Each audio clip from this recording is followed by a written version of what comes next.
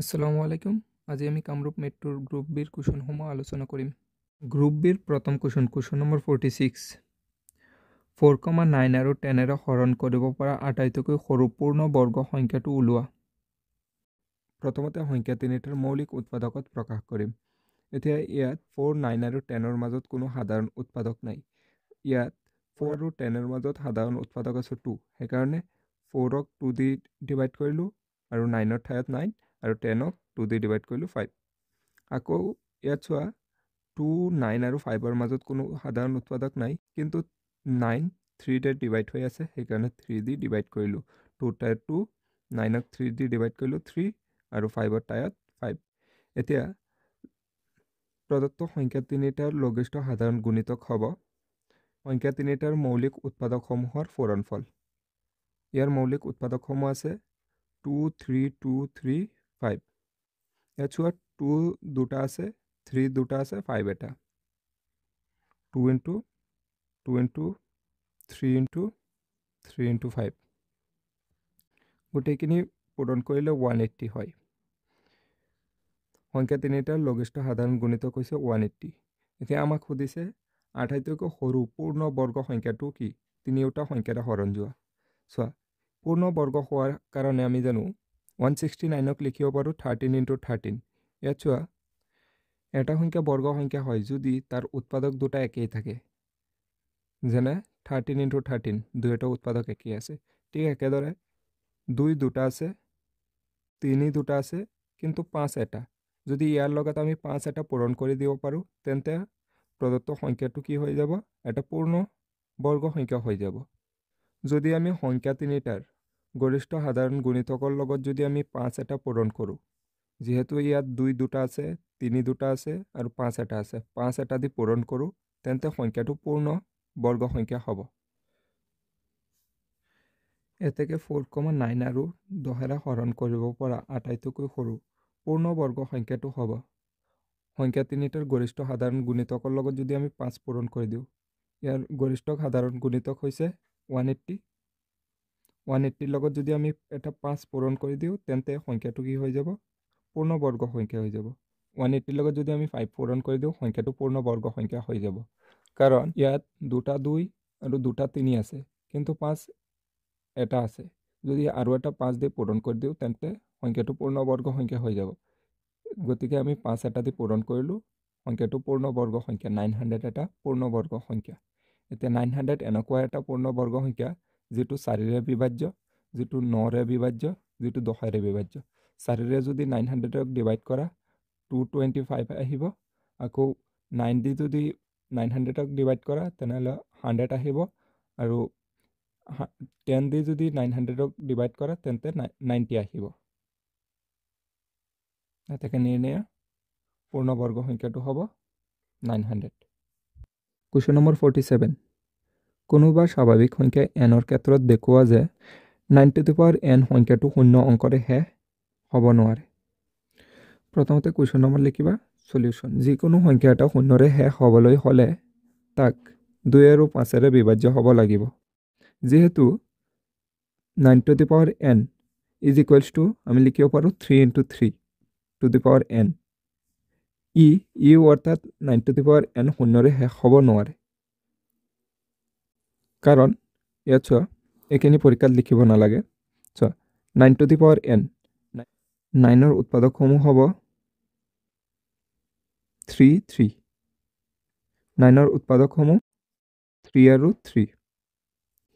এতিয়া 9n সংখ্যাটো শূন্যৰে শেষ হ'ব নোৱাৰে, কাৰণ কোনো এটা সংখ্যাৰ যদি উৎপাদক 2 আৰু 5 ওলায়, তেন্তেহে সেই সংখ্যাটো শূন্যৰে শেষ হ'ব, নাইবা শূন্যৰে শেষ নহয়। ইয়াত চোৱা 9ৰ উৎপাদক ওলাইছে 3 আৰু 3। 9ৰ উৎপাদক ওলাইছে 3 আৰু 3। গতিকে 9n সংখ্যাটো কেতিয়াও শূন্যৰে শেষ হ'ব নোৱাৰে। আৰু এটা উদাহৰণ ল'ব পাৰা। যিহেতু কৈছে n এটা স্বাভাৱিক সংখ্যা, তেন্তে n হ'ব 1, 2, 3 ... হ'ব পাৰে। এতিয়া 9n আমাৰ হাতত দি আছে। এতিয়া nৰ ঠাইত 1 লোৱা। 9n ঠাইত 1 বহাই দিয়ে। 9 মানে কিমান? 9। চোৱা যিটো শূন্য দি শেষ হোৱা নাই। আকৌ এনৰ ঠাইত তুমি 2 বহাব পাৰা 9 টু দি পাৱাৰ 2 9ৰ স্কোৱাৰ কিমান 81 চোৱা এইটো 0 দি শেষ হোৱা নাই আকৌ তুমি এনৰ ঠাইত 3 ল'ব পাৰা নহ'লে বেলেগ যিকোনো সংখ্যা ল'ব পাৰা যিকোনো স্বাভাৱিক সংখ্যা ল'ব পাৰা এতিয়া এনৰ ঠাইত 3 9 টু দি পাৱাৰ 3 মানে কিমান 729 সংখ্যাটো 0ৰে শেষ হোৱা নাই গতিকে আমি ক'ব পাৰোঁ 9 টু দি পাৱাৰ n সংখ্যাটো 0ৰে শেষ হ'ব নোৱাৰে কুৱেশ্যন নম্বৰ 47ৰ অৰ যদি 241/4000 is equals to 241/2 to the power n into 5 to the power m তেন্তে m আৰু nৰ মান নিৰ্ণয় কৰা য'ত m আৰু n অঋণাত্মক পূৰ্ণ সংখ্যা একেলৈকে প্ৰথম পাৰ্ট এতিয়া দ্বিতীয় পাৰ্টত কৈছে লগতে দীৰ্ঘ হৰণ নকৰাকৈ ইয়াৰ দশমিক বিস্তৃতি নিৰ্ণয় কৰা দীৰ্ঘ হৰণ নকৰাকৈ দশমিক বিস্তৃতি নিৰ্ণয় কৰিব লাগে 241/4000ক আমি উৎপাদক বিশ্লেষণ কৰি 2 to the power n into 5 to the power m আঠিত প্ৰকাশ কৰিম যেহেতু দিয়া আছে 4000 এতিয়া যেহেতু লাষ্টত 0 আছে 2ৰে বিভাজ্য 2 দি 4ক 2 বাৰ আৰু 0ত 0 বাৰ আকৌ যেহেতু লাষ্টত 0 আছে 2 দি বিভাজ্য 2ত 2 একবাৰ আৰু 0ত 0 বাৰ আকৌ লাষ্টত 0 আছে 2 দি বিভাজ্য 2 দি 10ত যাব 5 বাৰ আৰু 0ত 2টা 0 আছে 2টা 0ত 0 বাৰ আকৌ লাষ্টত 0 আছে 2 দি বিভাজ্য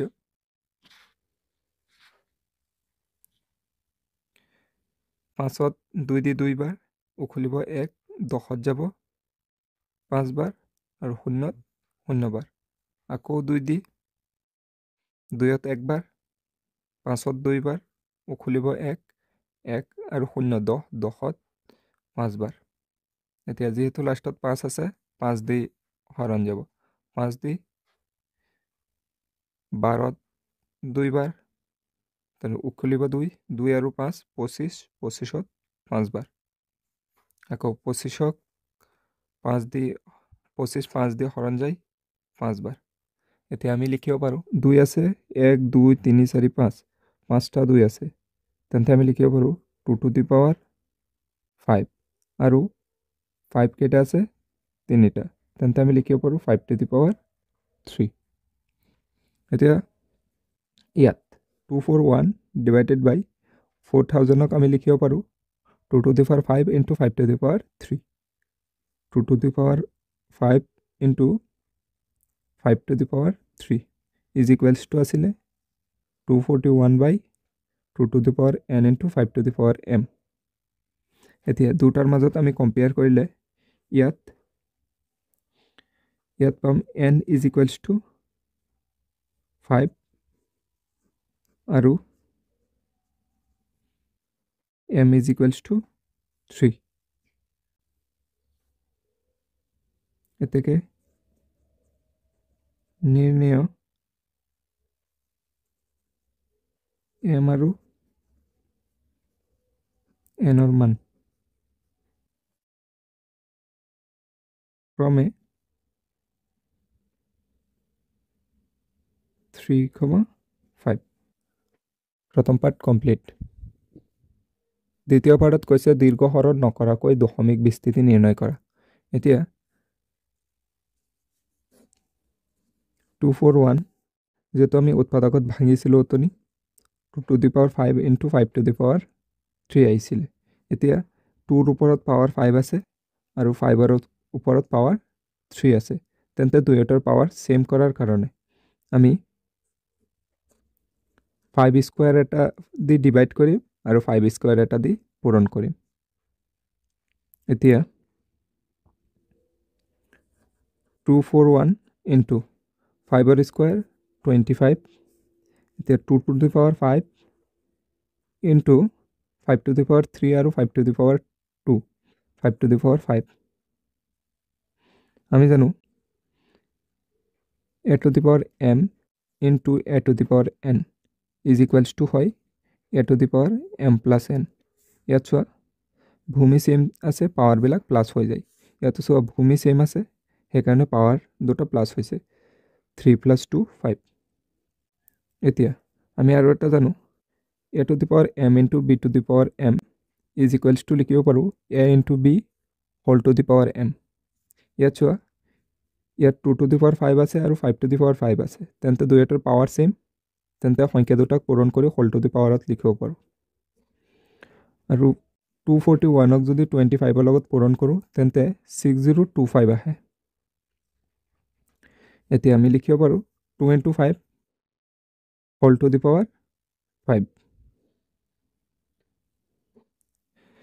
6025 divided by 2 into 5 10 আৰু পাৱাৰ আছে 5 10 to the power 5 যেহেতু ডিভাইডত 10 to the power 5 আছে যদি আমি মাল্টিপ্লাইত লিখো তেন্তে আমি লিখিব পাৰোঁ 6025 into যেহেতু ডিভাইডত আছে আমি লিখিব পাৰোঁ 10 to the power -5 যেহেতু 10 to the power -5 আছে তেন্তে দশমিক বিস্তৃতি 5 গড় পিছত পৰিসমাপ্ত হ'ব দীৰ্ঘহৰণ নকৰাকৈ দশমিক বিস্তৃতি হ'ব 0.06025 কুৱেশ্যন নম্বৰ 48 কাষৰ চিত্ৰত D সমান্তৰাল OQ আমাৰ হাতত দিয়া আছে D সমান্তৰাল OQ আৰু DF সমান্তৰাল OR DF সমান্তৰাল OR দেখুৱাব লাগে যে EF সমান্তৰাল QR দেখুৱাব লাগে EF সমান্তৰাল QR কুৱেশ্যন নম্বৰ 48 সলিউশ্যন বিশেষ সূত্ৰ দিয়া আছে D সমান্তৰাল OQ আৰু DF সমান্তৰাল OR ইয়াত চোৱা যেটো PQO ত্ৰিভুজ আছে PQO ত্ৰিভুজ আমি ইয়াত দেখুৱালোঁ যেহেতু এডাল বাহুৰ লগত সমান্তৰাল তেন্তে আমি লিখিব পাৰোঁ এই দুডাল বাহুৰ অনুপাত ইজ ইকুৱেলছ টু এই দুডাল বাহুৰ অনুপাত ঠিক একেদৰে ত্ৰিভুজ P আৰু Oত দিয়া আছে এই দুডাল বাহু সমান্তৰাল তেন্তে আমি লিখিব পাৰোঁ এই দুডাল বাহুৰ অনুপাত ইজ ইকুৱেলছ টু এই দুডাল বাহুৰ অনুপাত ত্ৰিভুজ PQOত ত্ৰিভুজ PQO এটো ত্ৰিভুজ PQO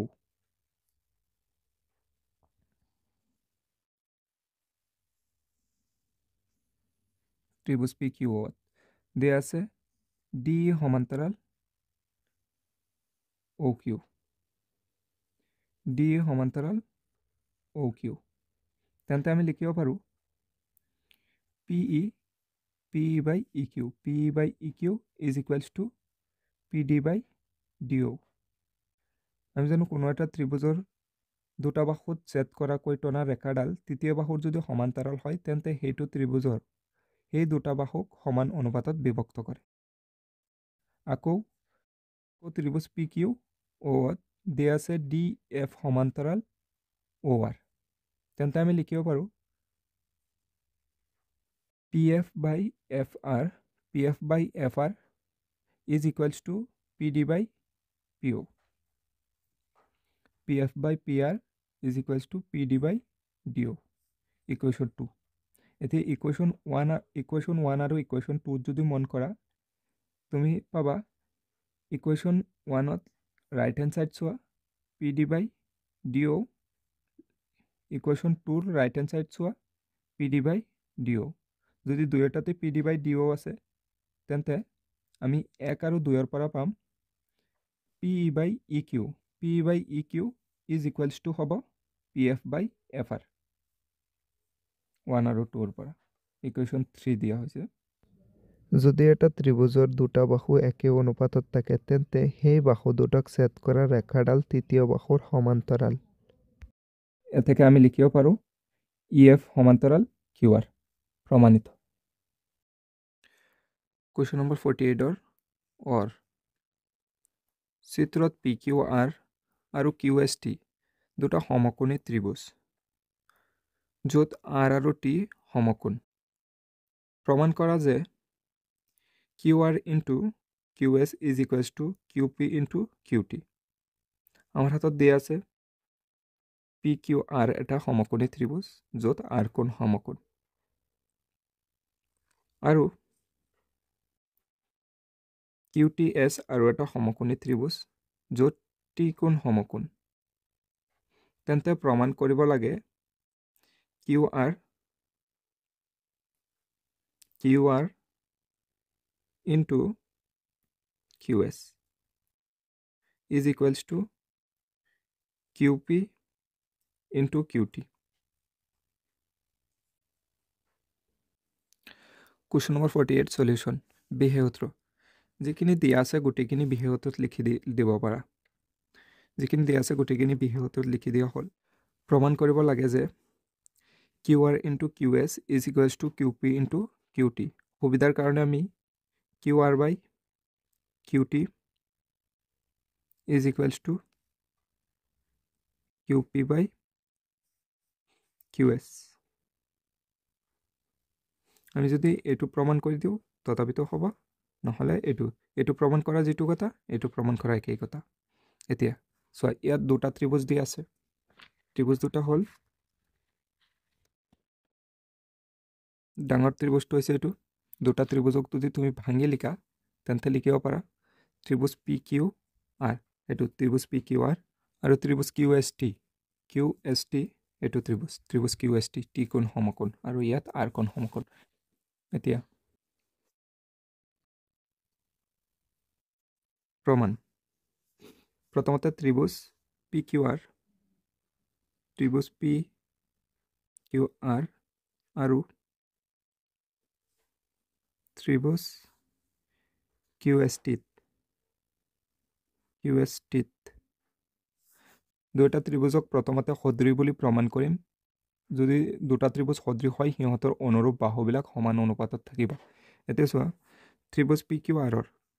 ত্ৰিভুজ PQR ত R কোণ সমকোণ যেহেতু কোণ R is equals to হ'ব আৰু ত্ৰিভুজ QST T কোণ সমকোণ তেন্তে আমি লিখিব পাৰো কোণ R is equals to কোণ T যেহেতু এক সমকোণ আকৌ চোৱা ত্ৰিভুজ PQR ত Q কোণ ত্ৰিভুজ QST ত Q কোণ দুয়োটাত Q কোণ সাধাৰণ কোণ তেন্তে আমি লিখিব পাৰো কোণ Q is equals to কোণ Q ত্ৰিভুজ PQR তো Q আছে ত্ৰিভুজ QST তো Q আছে Q দুয়োটাৰ কাৰণে সাধাৰণ কোণ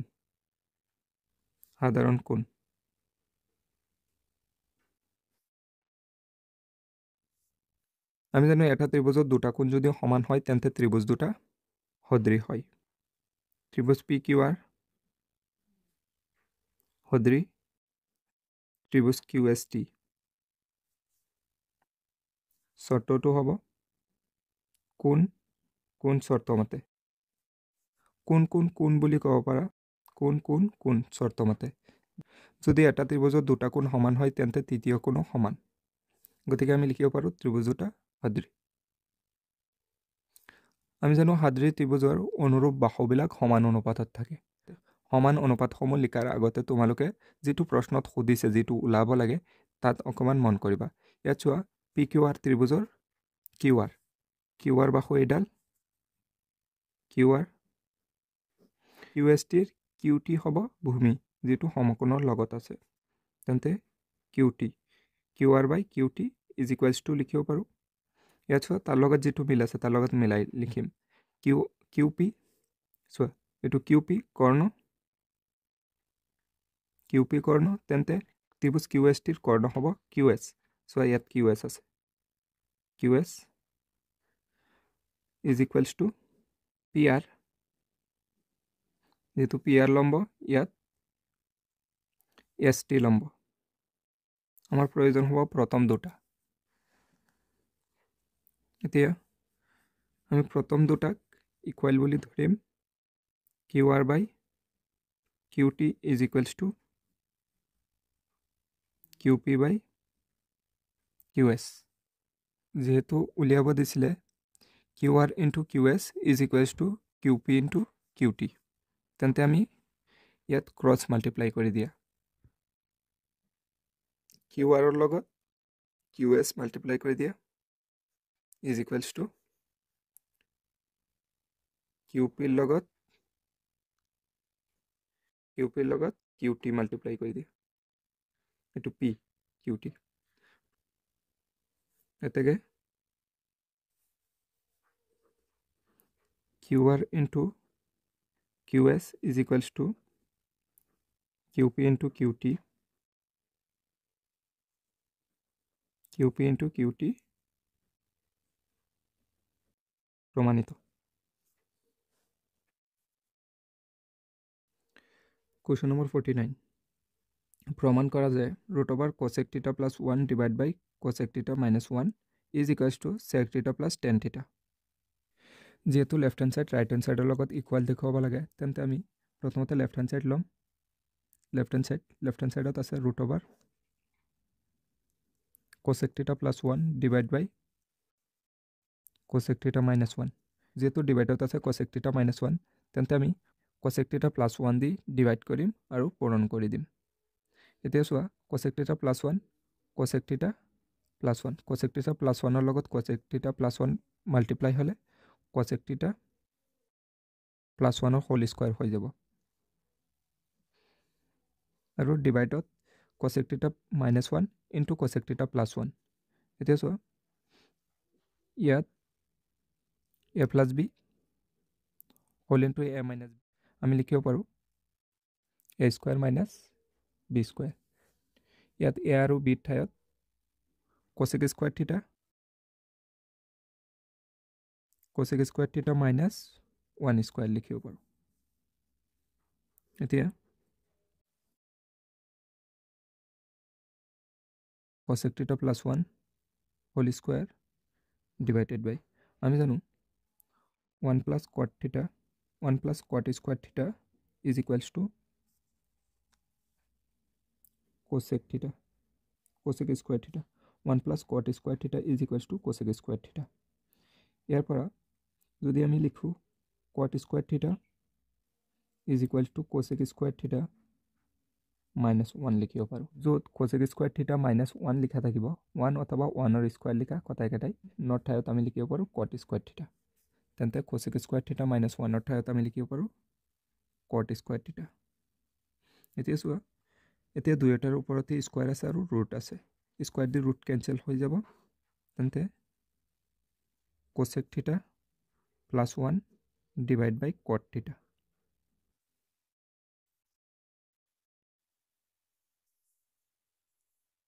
এতিয়া আমি লিখিব পাৰোঁ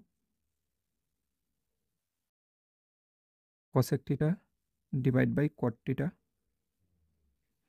ইয়াত প্লাস আছে গতিকে প্লাস 1ৰ ঠাইত 1 বাই cot θ।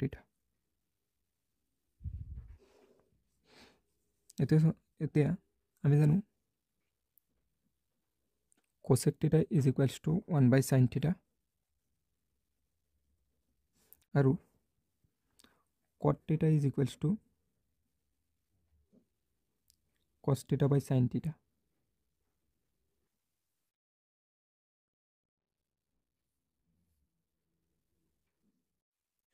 cosec θ ঠাইত 1 বাই sin θ লিখিব পাৰোঁ 1 বাই sin θ আৰু cot θৰ হলনি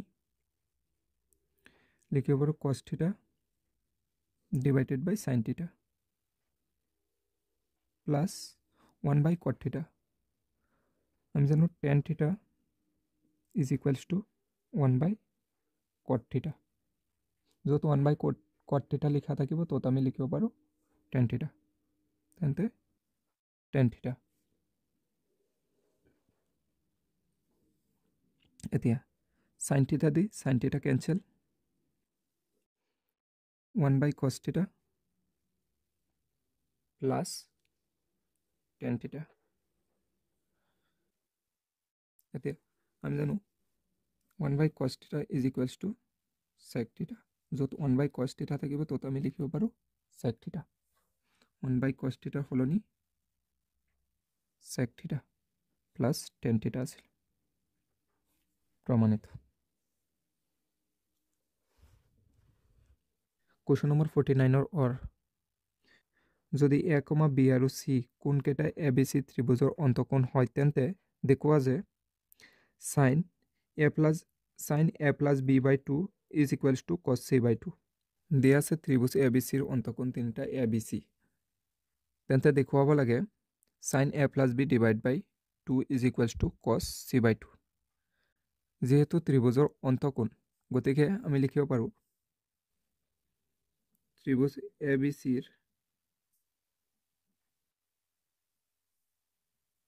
অন্তকোণ A, B আৰু C।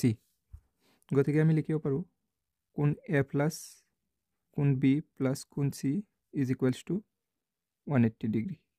আমি জানো ত্ৰিভুজৰ অন্তকোণৰ সমষ্টি 180 ডিগ্ৰী। এতিয়া আমাৰ প্ৰয়োজন হ'ব A প্লাছ B।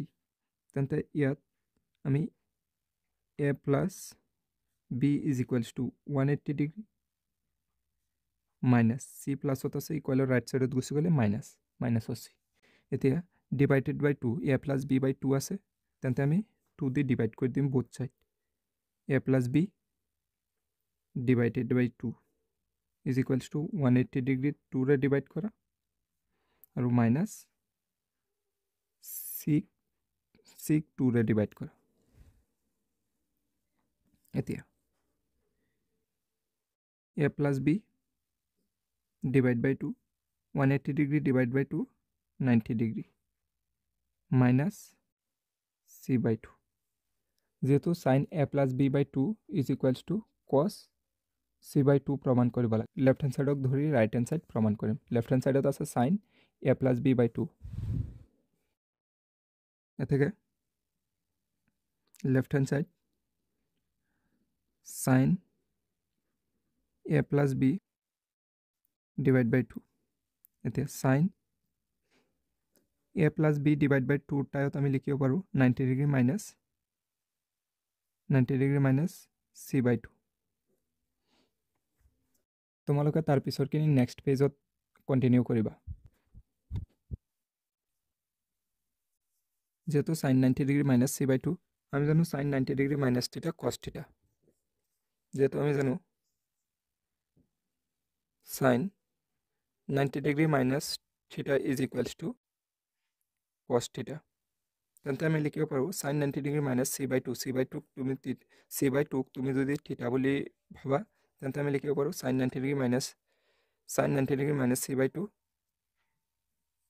কছ C by 2 is equals to right hand side. এতেকে left hand side is equals to right hand side প্ৰমাণিত।